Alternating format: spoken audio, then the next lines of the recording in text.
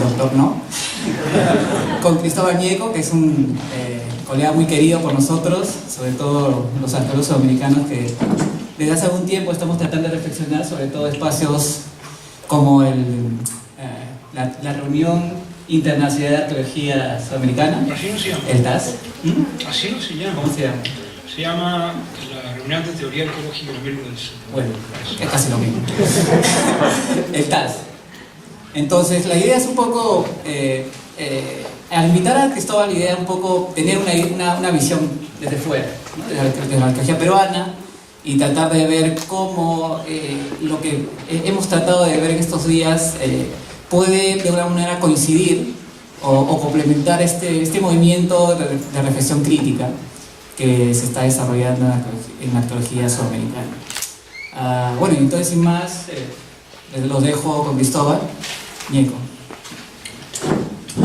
Gracias, Henry. Yo siempre he pensado que los dos países de América Latina con mayor peso de la regulación del Estado sobre los asuntos arqueológicos y patrimoniales son Perú y México, y que por lo tanto en esos países era donde no iba a ocurrir jamás un tipo de reflexiones como esta.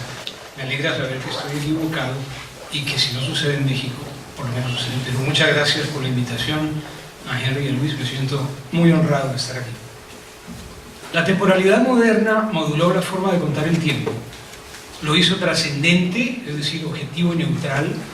Llevó un colectivo, la sociedad nacional, y una singularidad, el individuo moderno, a reconocerse mutuamente como totalidad y parte, y los unió en un espacio ceremonial, de memoria.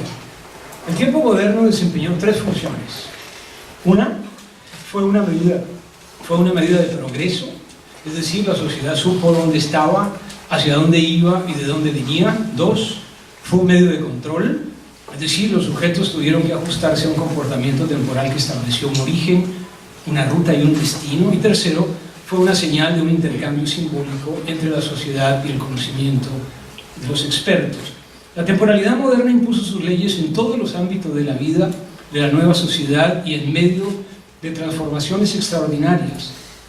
Los gobiernos nacionales se comprometieron con la modernidad y con la expansión capitalista, claro, mediante la adopción de políticas que transformaron el panorama político, social y económico de sus comunidades y que dieron al trasto con el sentido de comunidad. Un nuevo pacto social fue forjado entre la sociedad y el capitalismo que sustituyó el pacto tan apreciado por los teóricos políticos de los siglos XVII y XVIII, es decir, el pacto entre la sociedad y el gobierno. La temporalidad moderna, pues, parte fundacional y fundamental del nuevo pacto, encargó a dos disciplinas el trato con el pasado, de conocerlo, de delimitarlo, de establecer los términos del trato. La historia, dedicada a documentos y recuerdos, y la arqueología, dedicada a las huellas materiales enterradas. El pasado de la modernidad fue creado de su imagen y semejanza.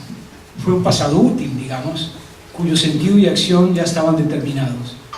Aunque la modernidad acepta que puede haber diferentes representaciones del pasado, lo que llama los pasados, sostiene que solo hay uno y que ese es el pasado real. En medio de una gran variedad de representaciones es fácil ver cuál es la verdadera y válida.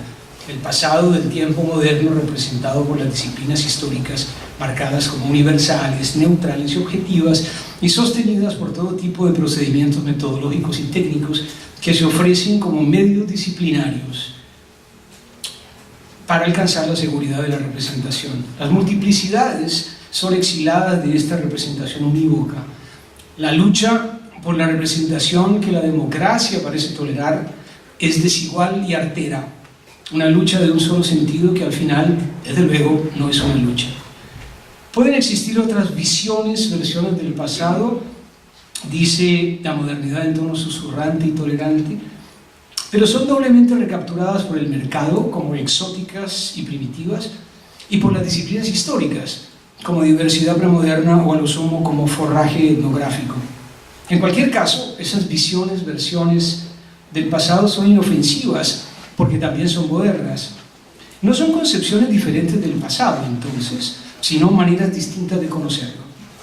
Puesto que la ontología moderna del pasado no se discute en esas visiones, versiones, lo único que cambia es la forma de abordarlo. El asunto no es ontológico, entonces, sino epistemológico.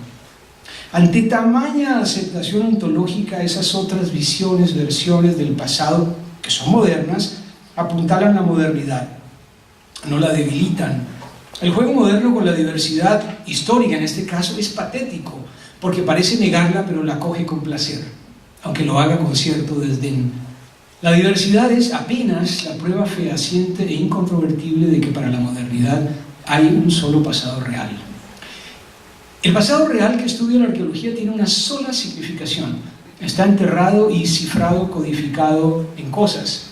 El pasado ahora fue algo que se podía encontrar en su materialidad y su sentido algo que debía ser descubierto, o mostrado más bien, con la intención del propósito moderno. El pasado pasó a ser una entidad que se podía conocer por los sentidos, comandados por la razón, y dejó de ser algo revelado por la palabra divina para pasar a ser algo revelado por la palabra moderna. Puesto que la arqueología es un aparato de representación occidental, la temporalidad de la que habla se supone encontrada, no hecha, y lo que dice sobre ella se supone cierto. Con estos argumentos a mano es fácil ver qué hacen los arqueólogos y por qué. El pasado enterrado que excavan es material, es decir, está compuesto de huellas de la vida preservadas del paso del tiempo por su materialidad. Para ser conocido tiene que ser expuesto, despojado, desnudado, iluminado, en fin, excavado de su lugar, enterrado en la oscuridad en su encarnación material. Los arqueólogos excavan porque el pasado está allí, en algún lugar, en su forma material, enterrado. La manera arqueológica de revivir el pasado, de hacerlo real, es a través de su salida a la luz por medio de la excavación y leído por el método.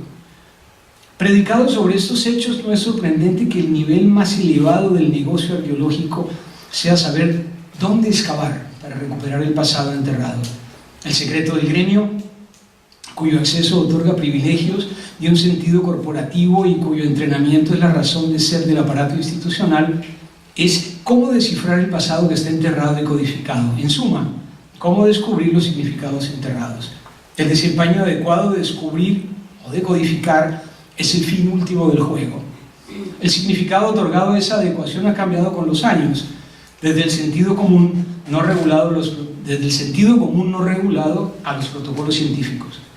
Mientras los procedimientos para descubrir o decodificar han cambiado, permanecen inalterables la definición y el significado de lo que está cubierto, codificado y por lo tanto a la espera de ser descubierto o decodificado. No hay duda, los arqueólogos excavan, se vuelven parte del gremio cuando saben dónde y cómo excavar. La obtención de la licencia de excavación, una patente de corso otorgada por el Estado de muchos países del mundo y que permite a su poseedora hacer y decir arqueológicamente, es tanto el registro de legitimidad y de legalidad de quien la adquiere como el sello de su vínculo con lo moderno.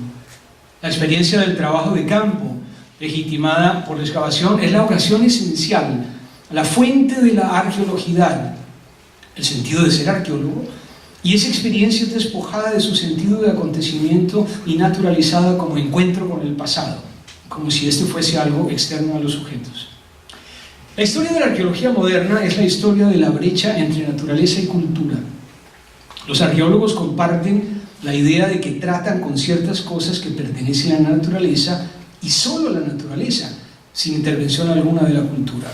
El programa científico que tomó por asalto la disciplina en la década de 1960 y que sigue siendo dominante, trató de capturar esas cosas naturales por medio de leyes cuya relación con la cultura, situacional en la mayoría de las teorías y por lo tanto incapaz de ser explicada por medio de principios generales, jamás ha sido clara.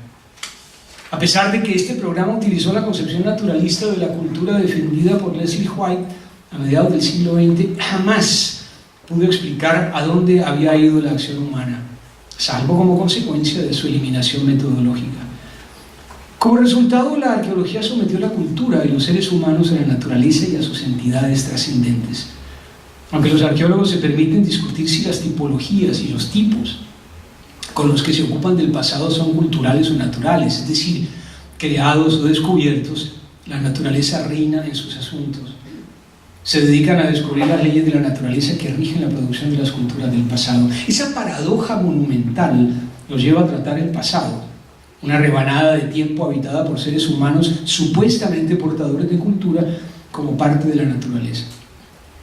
Los fragmentos a través de los cuales creen que se recupera el pasado, tiestos, fogones, cestos, puntas de proyectil, son tratados como naturales, como algo que está allá afuera esperando ser descubierto.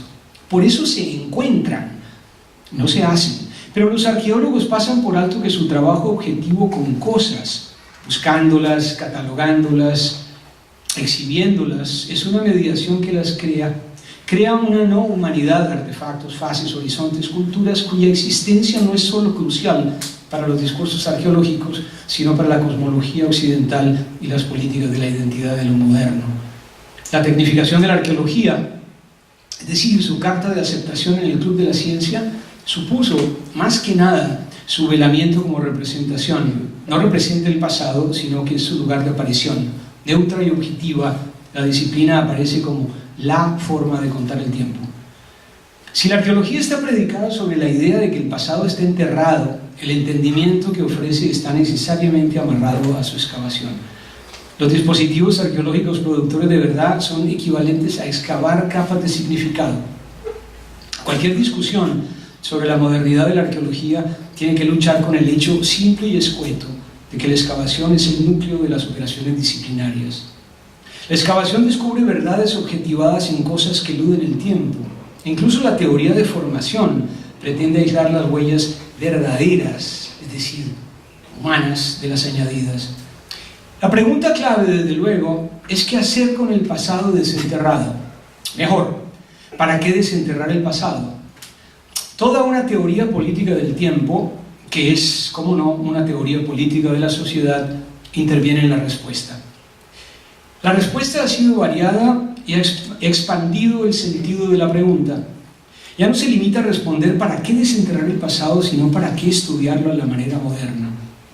En esa respuesta, que en realidad es un conjunto heterogéneo de respuestas, tienen lugar protagónico las arqueologías alternativas, algunas de las cuales profesan una actitud militante.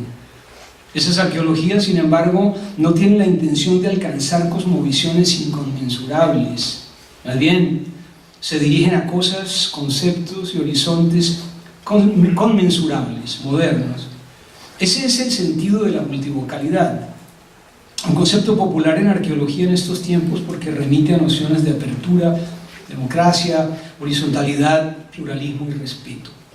Su popularidad es global y su existencia cada vez más aceptada porque permite a los arqueólogos tener la conciencia tranquila al mismo tiempo que continúan haciendo su labor como si nada hubiese en realidad sucedido. Los arqueólogos asumen la multivocalidad como algo hecho, allá afuera, indiscutible. Podemos aceptarla o no, promoverla o no, molestarnos con ella o disfrutarla, pero no debemos dudar de su existencia. La multivocalidad es no ad vino, según los arqueólogos. La multivocalidad es ahora un punto de partida de la arqueología verdaderamente nueva, la arqueología multicultural.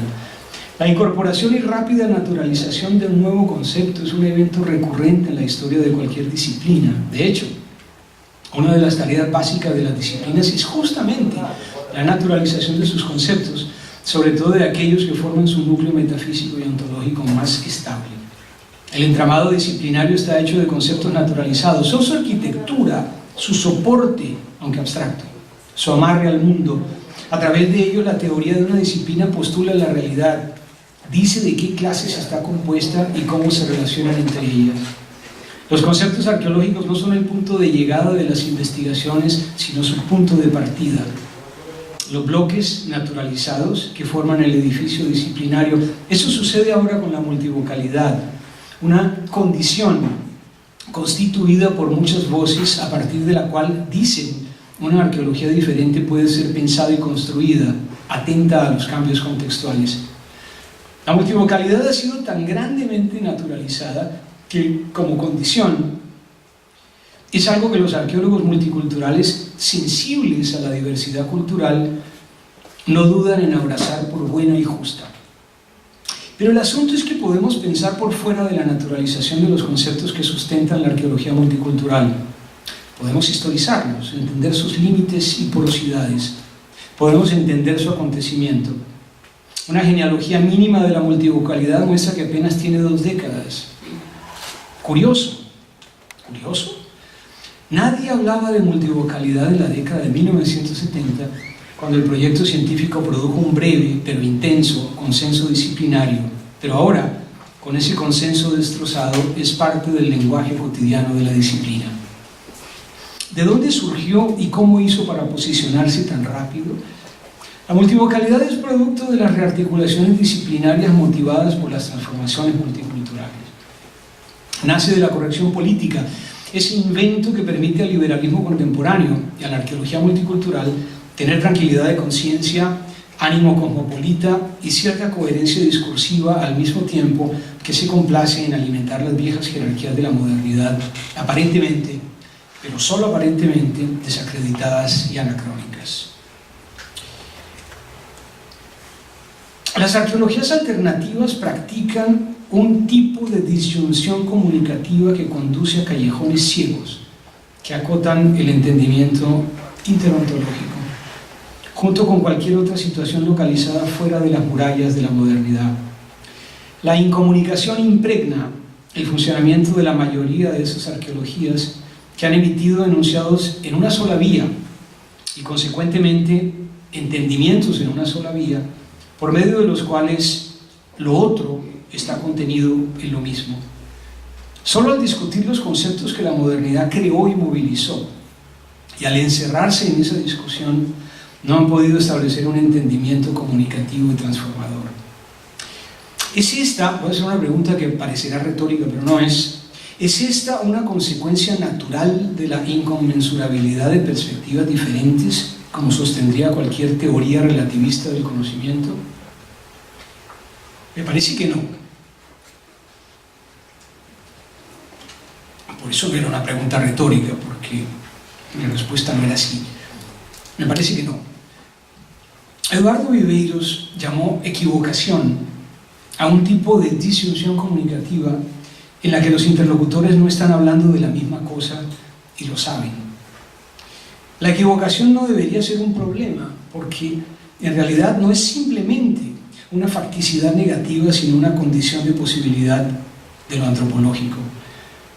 La equivocación no es la que impide la relación, sino la que la funda y la impulsa. Es el centro de la relación etnográfica. Una diferencia de perspectiva, en realidad. Traducir es suponer que existe siempre una equivocación. Es comunicarse por las diferencias en lugar de silenciar lo otro al presumir una univocalidad, la similitud esencial entre lo que el otro y el yo están diciendo. Sin embargo, algunos de los interlocutores la desconocen a sabiendas, desconocen la equivocación, sobre todo cuando hay posiciones de poder en juego, que es, claro, una violencia colonial reproducida en los privilegios a los que se aferra el conocimiento académico tan obstinadamente y desde donde se emiten los denunciados de una sola vía. La democracia contemporánea busca otorgar a los marginados el acceso a la cosmovisión dominante. Este es el sentido de las políticas de inclusión. No busca ampliar la concepción de lo político, lo económico, lo social, lo subjetivo. En este sentido, los autores de un manifiesto sobre arqueología indígena, un manifiesto muy conocido que se publicó en la revista más dominante en la arqueología mundial, que es American Antiquity, y que fue suscrito por varios arqueólogos indígenas. En ese sentido, los autores de ese manifiesto sobre arqueología indígena, que luchan, comillas, para dar para dar cabida a los diversos valores de la arqueología que hay en nuestra democracia pluralista, dejaron en claro que la democracia que tienen en mente, y vuelvo a abrir comillas, no significa la simple apertura del campo a todos, sino que debe animarnos a buscar un terreno común al investigar cómo diversos puntos de vista trabajan para ampliar los compromisos filosóficos de la disciplina y sus prácticas metodológicas. Pero incluso teniendo en cuenta esta precisión sobre la democracia, esta declaración es sorprendentemente moderna. La búsqueda de un terreno común para ampliar los compromisos filosóficos de la disciplina y sus prácticas metodológicas deja a la arqueología intocada. Incluso sin tener en cuenta, si fuera posible, que los compromisos disciplinarios y sus prácticas metodológicas no han sido ampliados sino profundizados en las últimas 3 décadas, justo cuando surgieron las arqueologías alternativas. Esta declaración acepta la arqueología como es y por lo tanto ayuda a fortalecer la temporalidad de lo moderno. Vista así, la democracia ha logrado su propósito: conceder a los marginados el acceso a las maravillas que la modernidad tiene para ofrecer. Considérese el caso paradigmático de la etnoarqueología, sin duda el mejor, pero no el único ejemplo de este movimiento. La etnoarqueología es ampliamente promocionada como un contacto con pueblos vivos, pero solo está dedicada a la producción de información que permita traducir estática, el registro arqueológico, en dinámica, la operación de la cultura. Por lo tanto, los pueblos vivos son tratados como objetos en movimiento que actúan sus culturas por el bien de la arqueología. Su vida fuera de las necesidades disciplinarias es básicamente irrelevante. Desde que el indígena norteamericano Vine Deloria puso la colaboración entre arqueólogos y pueblos indígenas a la vanguardia de una nueva forma de relación no colonial, esta se convirtió en un símbolo para los arqueólogos comprometidos social y políticamente. Incluso se convirtió en una moralidad. La colaboración con y la participación de actores anteriormente marginados son 2 de los objetivos de la mayoría de las arqueologías militantes. Ambos han sido predicados en la agenda democrática de una arqueología ampliada, social y políticamente responsable ante una multitud de nuevos actores al fomentar la inclusión y la participación. Sin embargo, hacer que otros actores compartan lo que ofrece la disciplina, es decir, la ontología moderna, es una inclusión de una vía que soslaya cómo el tiempo, la ancestralidad, el espacio y la vida son considerados y experimentados por cosmovisiones no modernas o no tan modernas. Las arqueologías alternativas ofrecen apartarse de los principios disciplinarios más importantes. Incluso quieren ser vistas como un desafío a la ortodoxia disciplinaria.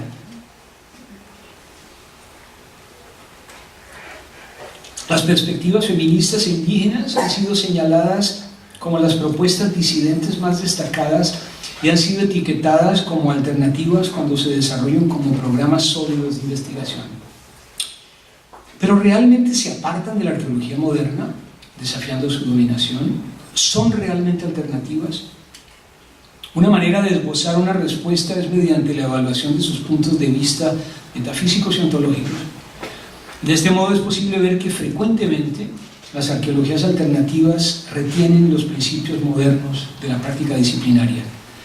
Consideraré el caso de las llamadas arqueologías indígenas, que aceptan la idea de la excavación, descubrimiento de un pasado material enterrado, dispuesto a ser decodificado por ojos entrenados en hermenéuticas que son totalmente esotéricas. Surge entonces una pregunta inquietante. ¿Esas arqueologías alternativas que retienen los principios centrales de la modernidad son alternativas a qué? Pueden apartarse de ciertas prácticas arqueológicas, especialmente coloniales, pero aceptan los principios fundacionales de la disciplina, no importa que posicionen sus propias agendas. Incluso ofrecen disolver dicotomías radicales. La arqueología indígena, dice ese manifiesto que mencioné ahora, la arqueología indígena quizás está en una posición única para desafiar creativamente las categorías hegemónicas y para desmantelar marcos binarios como indio y arqueólogo. A pesar de las buenas intenciones, hacer desaparecer una dicotomía importante para la confrontación anticolonial unifica y solidifica la arqueología al hacerla más democrática. Las categorías dominantes no serán desafiadas desmantelando esos marcos binarios, lo que en principio, pero solo en principio, sería una estrategia antimoderna. Serán reforzadas. Si la dicotomía indígenas-arqueólogos fue excluyente e irreconciliable hasta hace poco, la arqueología indígena busca disolverla. Reconociendo esta posibilidad, no es sorpresivo que los arqueólogos corran felices al encuentro multicultural y ofrezcan códigos de ética que establecen como prioridad la formación de arqueólogos nativos y el reclutamiento de indígenas como arqueólogos profesionales.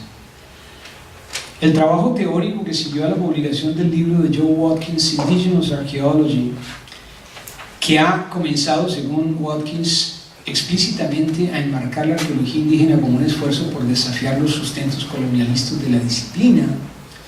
Ese trabajo teórico está basado en el implícito de que una arqueología decolonizada puede retener el núcleo moderno de la disciplina. ¿Cómo pueden ser definidas las arqueologías alternativas como discursos y prácticas múltiples sobre las cosas de otro tiempo si retienen el fundamento ontológico de la concepción moderna sobre los tiempos pasados? ¿Puede ese otro tiempo ser efectivamente promulgado a través o desde la ontología moderna? Las arqueologías alternativas han explorado incluso otras metodologías de investigación, supuestamente en sintonía con ontologías no modernas, como las unidades de excavación redondas propuestas por la arqueóloga indígena Tara Millian. Sin embargo, las metodologías innovadoras aceptan los principios disciplinarios básicos como medios legítimos para alcanzar el pasado y por lo tanto dejan intacta la ontología moderna que sometió otras ontologías en primer lugar. Esto es sorprendente porque uno de los principios básicos de la arqueología indígena, como lo señaló una de sus principales proponentes, Sonia Atherley, establece que mientras el enfoque y las especificidades pueden variar, un hilo común entre las arqueologías indígenas que he observado es la incorporación de y el respeto por las experiencias y las epistemologías de los grupos indígenas globalmente. Eso lo dice Atherley. ¿Cómo pueden ser respetadas esas experiencias y epistemologías reteniendo tropos duros de lo moderno? Atherley parece proponer una respuesta. Dice, la arqueología en tierra indígena, llevada a cabo por pueblos nativos, sin una mirada crítica que incluya la colaboración, que no incorpore las epistemologías indígenas y las concepciones nativas del pasado, la historia y el tiempo, o que descuide el asunto del papel de la investigación en la comunidad, sería una réplica del paradigma arqueológico positivista dominante. Por esa razón, la arqueología indígena se ve a gatas para ser la alternativa de algo. Si lo indígena quiere retener su postura antimoderna, o por lo menos el deseo de ser una alternativa a la modernidad, donde yace, por cierto, su poder político y su sentido utópico, no puede ser un adjetivo de la arqueología, es decir, una disciplina moderna practicada por indígenas, sino un sustantivo que implica ontologías distintas en sus propios términos. En suma, las arqueologías alternativas que retienen los principios básicos de la disciplina reafirman la ontología moderna, no la contradicen, ni la socavan. Esas arqueologías son lo mejor que ha pasado a la arqueología desde el rompimiento del consenso científico en la década de 1960. El otro no moderno ya no es su némesis, sino su aliado.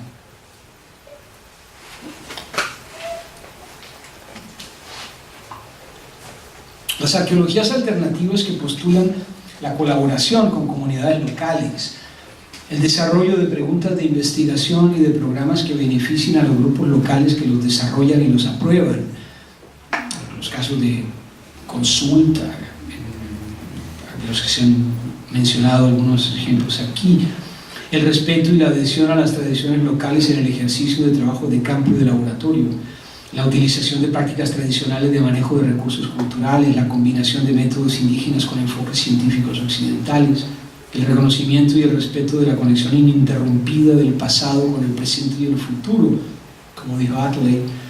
También aceptan que las huellas del pasado están codificadas en cosas enterradas, aunque dicen, adoptan la arqueología para relacionarse con ella de manera muy diferente.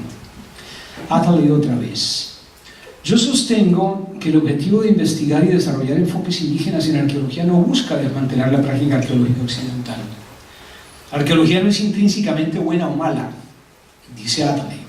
Son la aplicación y la práctica de la disciplina las que tienen el potencial de privar de derechos y de ser usadas como una fuerza colonizadora. Ahí acaba. Por lo tanto, la maldad de la arqueología colonial no descansa en sí misma.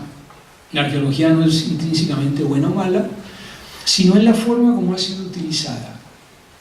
Dice Atherley, esta afirmación dispensa a la ontología moderna de toda culpa en la composición y estructuración del mundo en los últimos 5 o 6 siglos y deja la culpa a sus practicantes. Es precisamente en ese tipo de razonamiento donde el pregonado triunfo de la modernidad descansa más cómodamente. La modernidad no produce consecuencias ya que es neutral. Las malas acciones, si las hubiere, deben ser solamente atribuidas a los modernizadores sin control. En el proceso de adopción, aun si es crítico, surge supuestamente una arqueología remodelada. En lugar de desmantelamiento, la arqueología requiere reflexión crítica y cambio positivo si quiere seguir siendo pertinaz, pertinente y eficaz. Los enfoques de arqueología indígena ofrecen un conjunto de herramientas para utilizar en la construcción de un cambio positivo desde dentro de la disciplina, pero estas son herramientas, conceptos, epistemologías y experiencias para remodelar, no para desmantelar. Dice otra vez Adley. ¿Es el conocimiento agregado proporcionado por una arqueología remodelada realmente necesario, aparte de ser una fuerza para hablar de nuevo al poder de interpretación nacionalista, colonialista o imperialista del pasado? ¿Es realmente necesaria la mitología moderna para fortalecer, profundizar y ampliar las concepciones locales e indígenas de la historia, lo que aquí se ha llamado concepciones o voces subalternas? Las respuestas afirmativas a esta pregunta solo pueden ser tautológicas. Cualquier información arqueológica que pretenda servir fines alternativos, indígenas o de otra clase, solo puede cumplir su función si ha sido producida por interpretaciones alternativas. Si las arqueologías alternativas se consideran desde el punto de vista del campo, surgen varias cosas interesantes. El campo arqueológico estaría constituido por, primero, la existencia de un capital común, lo arqueológico, definido por una temporalidad progresiva y teleológica, un objetivo naturalizado, el pasado, una materialidad, el pasado en cosas, y una localización, el pasado en cosas enterradas. Y dos, por la lucha por apropiarse de él, de ese campo, en términos de entrenamiento, participación, incluso un estilo. En primer lugar, un capital común se define por hegemonía, esto es, por consentimiento. Todos quienes participan en el campo aceptan que lo arqueológico es su capital común. Segundo, el mero hecho de participar en la lucha reproduce el campo al aceptar sus reglas, cómo definir y reproducir su capital.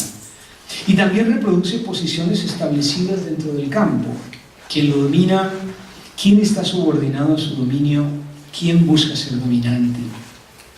Pero otras alternativas son posibles. Los últimos párrafos que deseo ofrecer no son para concluir mis argumentos, sino para abrirlos a la discusión y en lo que a mí respecta al activismo. Quiero dejar claro, como si fuera necesario, que estas notas que he leído no son sobre la expansión del potencial epistemológico de las arqueologías alternativas, digamos, abordando la relación de muchos vectores de diferencia, ni sobre volverlas más democráticas, digamos, añadiendo otras voces. Mis notas buscan ver esas arqueologías desde lejos, desde abajo, desde donde la herida colonial aún sangra. Buscan colocarlas en el escenario más amplio de lo moderno y de lo colonial. Las arqueologías alternativas han hecho, sin duda, mucho en el terreno de las políticas de la identidad. La fuerza que han dado a la conciencia histórica de los grupos marginados es incuestionable.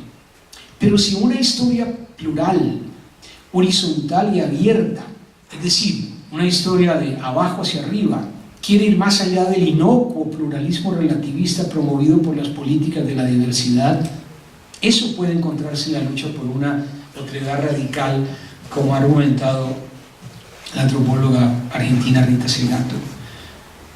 La radicalización de la otredad significa la liberación de su fuerza restringida por las redes de la diversidad cultural. Significa pensar lo otro en su devenir, no como una categoría subalterna, fija, marcada y sometida, sino como una categoría con agencia involucrada en la desestabilización de lo que se ha vuelto estable y normal debido a su naturalización brutal. Significa pensar históricamente, recuperar el sentido de evento y devenir en la sociedad para impulsar el movimiento. No. Significa pensar históricamente, recuperar el sentido de evento y devenir, recuperar el sentido histórico, la conciencia de la capacidad de decisión que existe en la sociedad para impulsar el movimiento de sus estructuras y desactivar sus prácticas acostumbradas para sustituirlas por otras. Es precisamente la distinción semiótica y política entre subalterno y subalternizado donde ese pensamiento histórico se realiza. Porque subalterno habla de una ontología, un lugar en una jerarquía, aunque sea un lugar que quiere desestabilizar esa jerarquía, mientras subalternizado habla de un evento, un devenir, un proceso. Me gustaría pensar en ese cambio semiótico como un salto en el aire libre de la historia, porque pone el énfasis en la relación colonial que creó las actuales jerarquías y desigualdades y la aleja de su lugar ontológico seguro. En este sentido, una arqueología realmente indisciplinada, como la llama mi querido amigo Alejandro Haber, que es realmente no moderna, no es solo acerca de los subalternizados, sino también acerca de quién puso en marcha el proceso de subalternización. En pocas palabras, trata de forjar una conciencia histórica en la que la herida colonial es prominente porque habla de una violencia que se puede superar. Esta es, de hecho, una experiencia de alteración por la relación transformativa con lo otro. Esta transformación tiene como objetivo una relación que puede ser rehecha, una violencia que puede ser superada, una discriminación para la que no haya futuro, una desigualdad que solo pueda ser asunto del pasado. Es, en suma, sobre imaginar y forjar las sociedades posnacionales que están emergiendo lenta y contradictoriamente de las ruinas de la nación. La arqueología puede alimentar la idea multicultural de las sociedades posnacionales, en la que la diferencia y las desigualdades son enmascaradas por la tolerancia y la promoción de lo diverso, o pueden hacerse a un lado y relacionarse con la diferencia en todo su despliegue, no para ofrecerle un lugar en el mundo de la civilización, sino para contribuir a crear verdaderos mundos de multiplicidades, colores, heterogeneidades. Las sociedades posnacionales que la arqueología puede ayudar a imaginar y forjar no son singulares sino múltiples, una tarea muchísimo más formidable y exigente que la relativamente simple unidad construida por la nación. Lo múltiple hay que hacerlo, pero no añadiendo constantemente una dimensión superior, sino al contrario, de la forma más simple, a fuerza de sobriedad, a nivel de las dimensiones de que se dispone. Estas notas, entonces, son de abajo hacia arriba, no descienden desde lo alto, del Estado, las disciplinas, la academia, sino que se levantan desde donde viven los habitantes del lugar. No son sobre el pasado que la arqueología busca representar, sino sobre el orden contemporáneo que ayuda a reproducir. No son solo sobre representaciones, sino sobre la vida, o mejor, no son sobre las representaciones, sino sobre la vida. Son históricas, pero también una heteroglosia vital que busca evitar la exclusión y el rechazo y reemplazarlos no por la inclusión en el sentido moderno de la democracia, sino por participación diferencial y expansión en lo múltiple. Son una forma de expansión desde abajo, pues. ¿Qué es un futuro coherente con el pasado? Como preguntó Segato, sino colorear la historia desde la diferencia colonial, es decir, desde abajo. Tal medida no está interesada en cambiar las disciplinas históricas de lo moderno para que sean mejores o más sensibles, tanto como en cambiar el mundo. Hace un tiempo, Hugo Achúcar señaló que entre las muchas cosas que han entrado en crisis o están siendo cuestionadas se debe agregar la idea de la fundación como momento de clausura de un pasado y de comienzo de una nueva época única e irrepetible en el tiempo. Esta observación inquietante pone el dedo en la llaga. Con el multiculturalismo la nación bien puede haber muerto, junto con su robustez simbólica, pero ¿no hay un nuevo momento fundacional a mano? Muchos países se complacen en la idea de forjar mosaicos culturales, como el famoso arco iris tan pregonado en Sudáfrica, solo para descubrir que era muy arriesgada, demasiado ambiciosa o incluso demasiado ambigua. Ante este hecho, algunos retroceden y tratan de reingresar al Jardín Nacional por la puerta de atrás. Eso es lo que están haciendo o intentando hacer varios países en Europa Occidental, de Alemania a Holanda, de Suiza a Francia, y algunos en América Latina. Otros se aferran tercamente al multiculturalismo sin realmente saber hacia dónde se dirige. Contradictorio y errático, pero inmensamente excitante, Este momento actual, marcado por el surgimiento de las sociedades postnacionales, puede en realidad ser fundacional y ser una oportunidad inimitable para que la multiplicidad crezca y se expanda. Podemos dejarlo pasar sin hacer nada o contribuir para que fructifique. Esta es, al final, me parece una opción fácil de tomar. Gracias.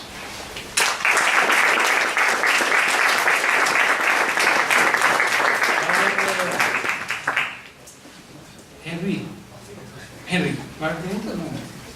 Estamos muy cansados.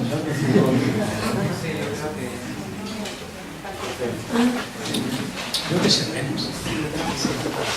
Sí, yo creo que, dada la incapacidad en cual nos encontramos, por lo menos los organizadores del evento, mental y física, creo que solamente agradecer a una serie de personas que han hecho posible este evento.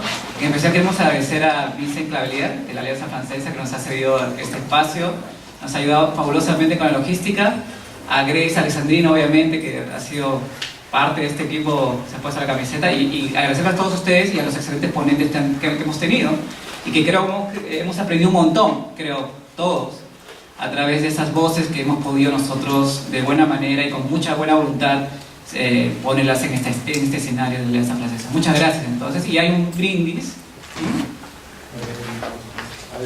o por supuesto a la directora del IFEA, el Mesclea, y a Contamos Sean también, que nos apoya bastante por parte del IFEA. Entonces tenemos ahora un cóctel, puede ser, y bueno, muchas gracias y seguimos conversando afuera, ¿ok?